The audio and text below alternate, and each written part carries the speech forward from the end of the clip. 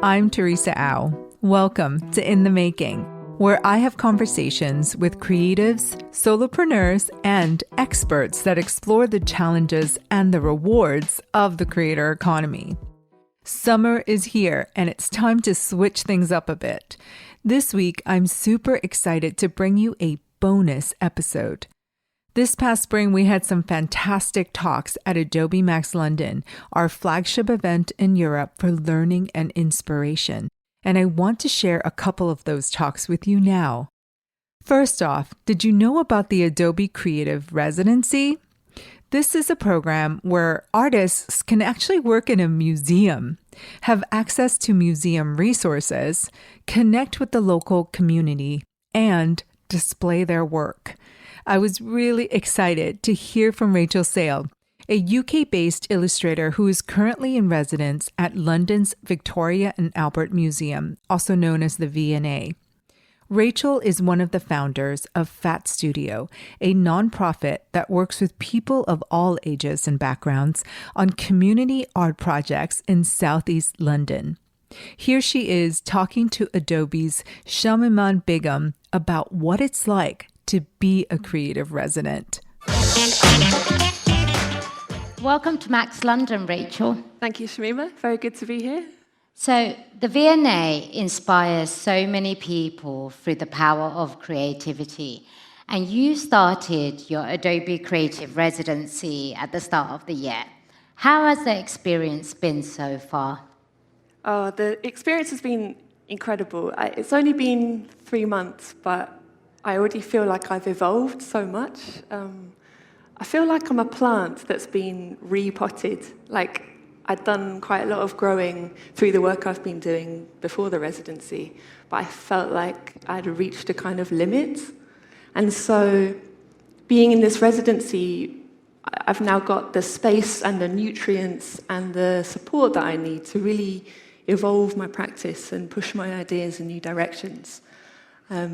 Working at a museum is a really new context for me, and yeah, there's some interesting challenges, but also it's just filling me with lots of new ideas. So I feel incredibly lucky, and like this opportunity has come around just when I needed it to in my career. It's given me an amazing boost of energy.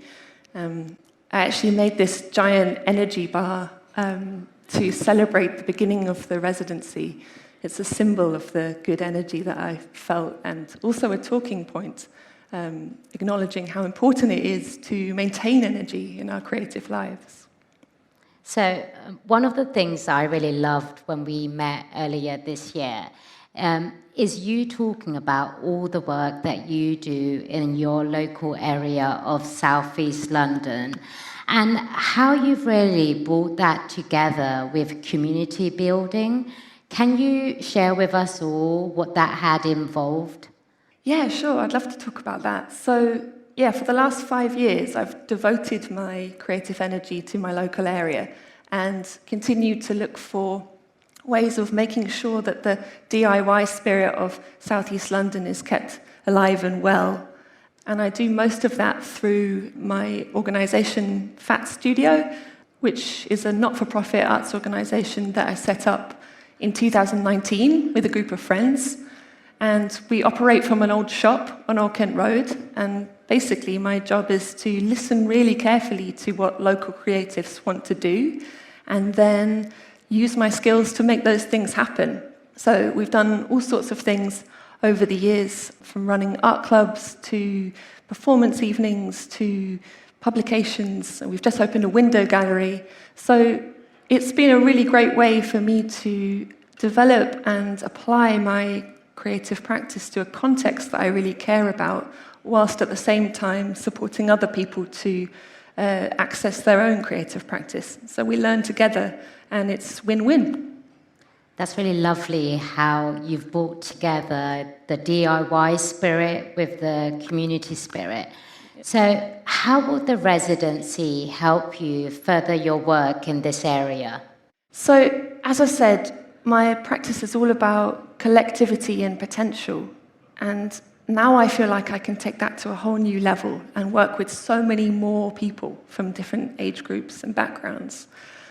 On the first day of the residency, they were like, okay, guys, just think big and we'll make some amazing things happen at the museum. And, that's just music to my ears, really, because I've got lots of ideas. But to me, it's more about not just reaching bigger audiences, but actually deepening the work that I'm doing with them. And I'm very lucky at the museum because, well, when you're at a museum, you're surrounded by an incredible collection of objects and stories, meaningful things that you can be inspired by. So I feel like I've now got access to an incredible source book that's really helping me to develop the critical thinking and the research and also the visuality and the making processes in my work. So it's really exciting, and I'm just thrilled to be given the opportunity to practice within the V&A and then see what I can take back to Old Kent Road after the residency. So we haven't even touched upon how you felt when you learnt that you got the residency, and if you had any tips for anybody here today that's interested in applying for next year's program, what would that be? I think I can speak for all of us to say that it's been a really significant moment to be chosen to do this residency. I remember when I got the phone call, I was on my way to collect some vegetables, and I just received the call and then had to sit on the street and just cry for a while because it was a very emotional moment.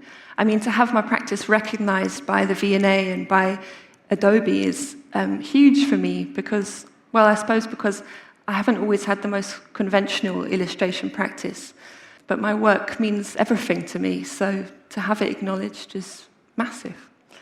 I would recommend anybody who's got big ideas, the energy to push them, and a genuine commitment to learning and to working with people to apply for this opportunity. Perhaps if I was to offer a tip, well, maybe, so at the end of the residency, you get to put on a display of your work, and I think I'm learning so much in the process of just being there that actually the ideas that I had at the beginning are slightly transforming. So when you're applying, perhaps go in with a bit of an idea of what you want to do, but stay open to the possibilities and stay open to the learning process. So have an idea, but don't be too fixed. That's my advice. Great advice. So honestly, I can say I'm really excited to see your work, and that of the other residents displayed at the V&A is going to be a really special moment. And I just want to end today by thanking you, Rachel, for joining us here, and the best of luck for the rest of the residency. Thank you so much. Thanks, everyone.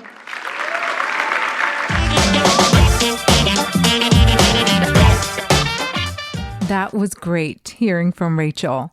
Now I want to share with you another talk from Adobe MAX London by filmmaker Margot Bowman.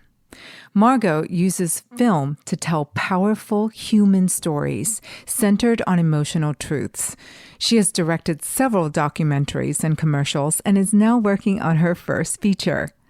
What I find so striking about Margot's work is how visually textured it is. She uses animation, live action, archival footage, and music to create something really exciting and new. Margot shared her artist's journey with the concept of permission. Who needs to ask for permission to be creative? Who actually has the power? Her answers were super surprising to me. This isn't going where you think it's going. Let's take a listen to Margot Bowman now.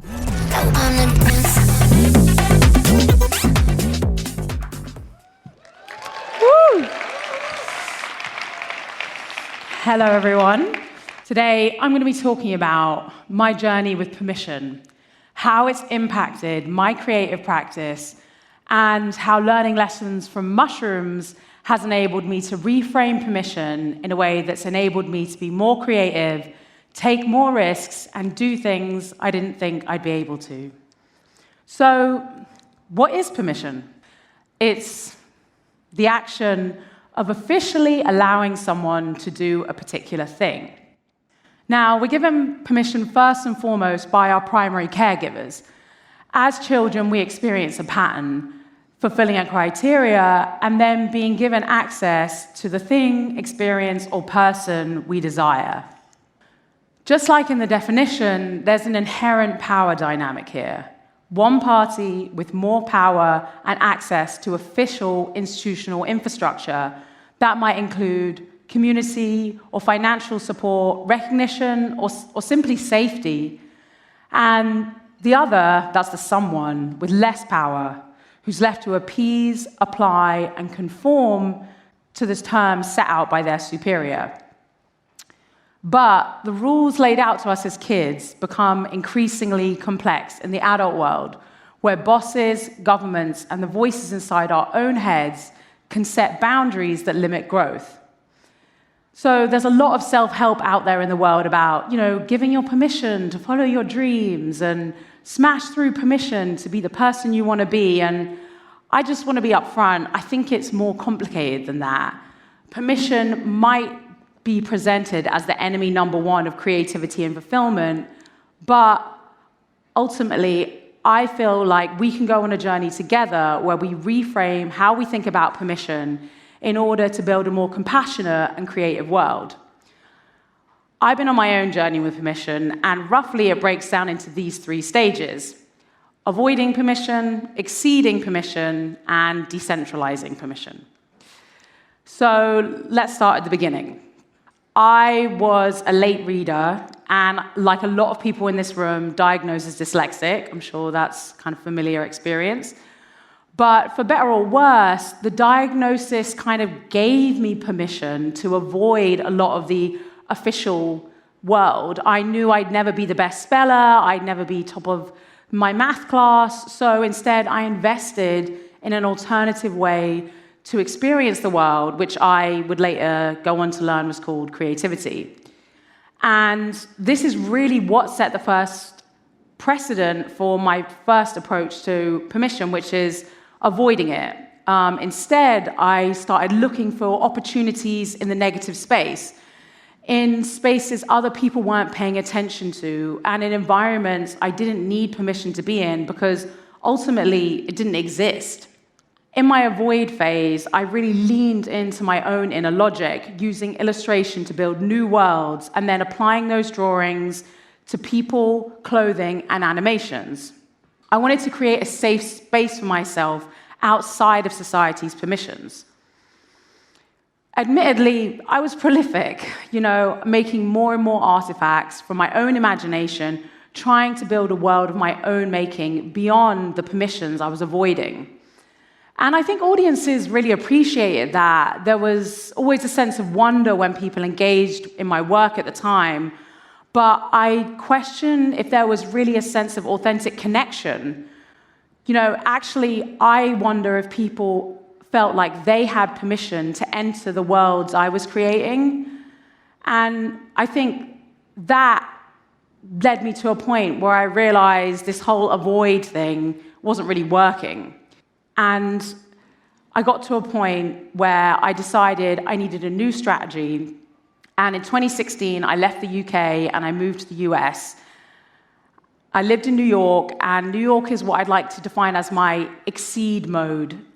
Exceeding it was all about this idea of, if you can't go sideways, go up. And I hope that by scaling up in a bigger market, working on bigger projects, I'd be able to supersede the permissions that have been getting in my way, but still connect the alternative worlds I was building to the audiences I wanted to share them with.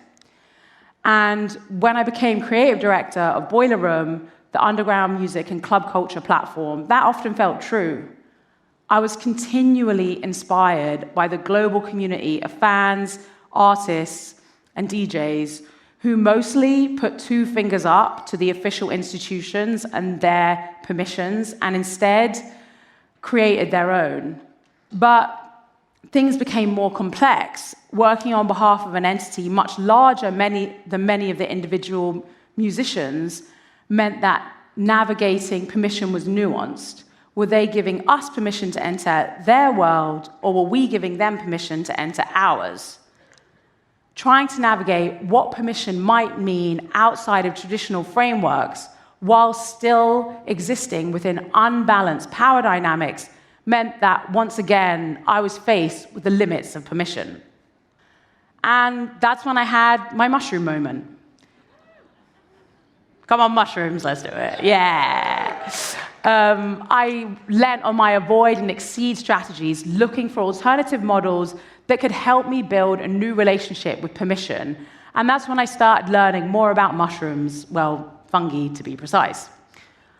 Fungi, unbeknownst to me at the time, are the foundation of all life on Earth. They sustain us and all other living things by being masters of transformation. They eat rocks, make soil, digest pollutants, survive in space, produce food, make medicines. They even made it into my own artwork. And at the heart of what makes it possible for fungi to do this is the symbiotic relationships they have with plants and animals that are all based on the principle of mutual exchange.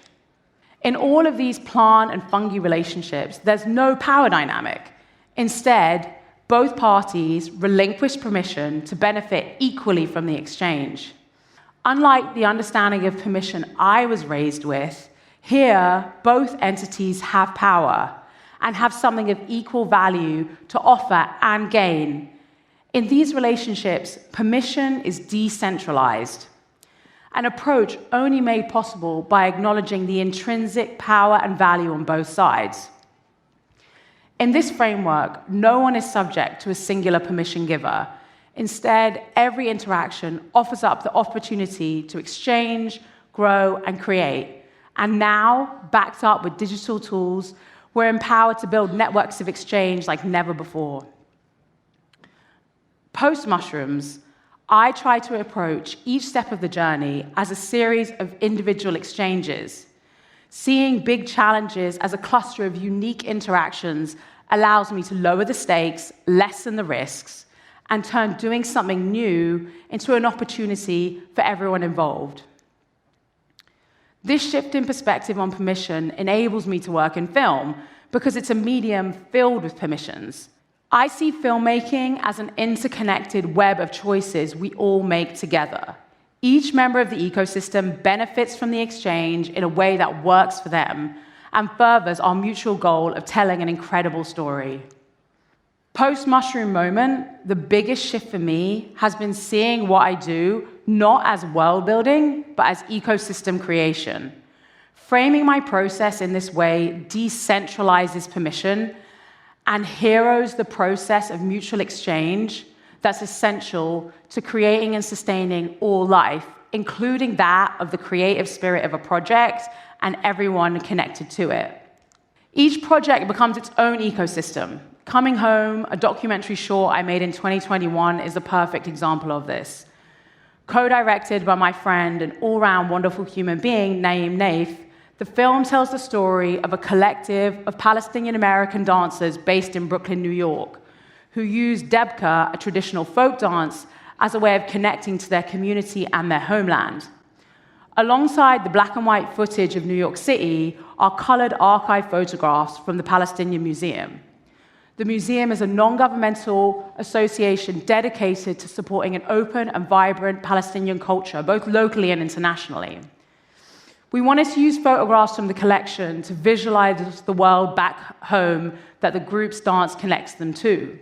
Mostly shot in the 70s, 80s, and 90s, these nostalgic, intimate, and familiar photographs are from everyday moments of life back home.